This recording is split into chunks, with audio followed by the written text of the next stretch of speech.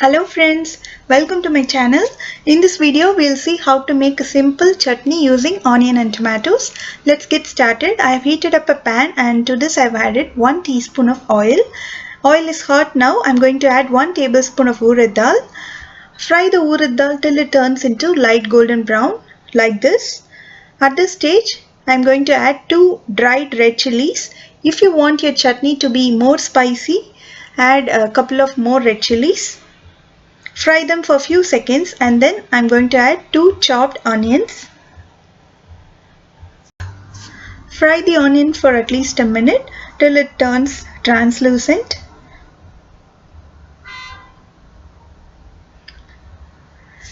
At this stage I'm going to add a small gooseberry size of tamarind.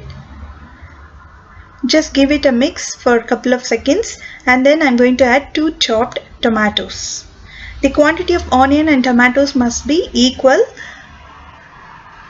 After adding tomatoes, mix well and let it get sauteed for 2 to 3 minutes till the tomatoes turn soft. It's been half done now. It should not take more than a minute.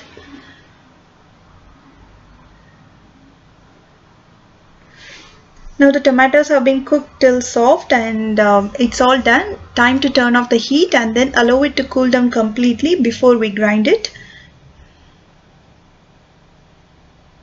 After it has been cooled down, I have transferred it to a mixer jar.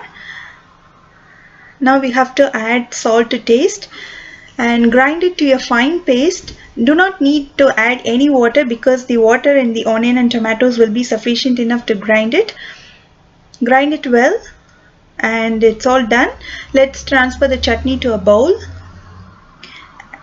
Now we need to add the temperings. For this I have heated up 1 teaspoon of oil and to that I have added a teaspoon of mustard seeds, little curry leaves and a pinch of asafoetida.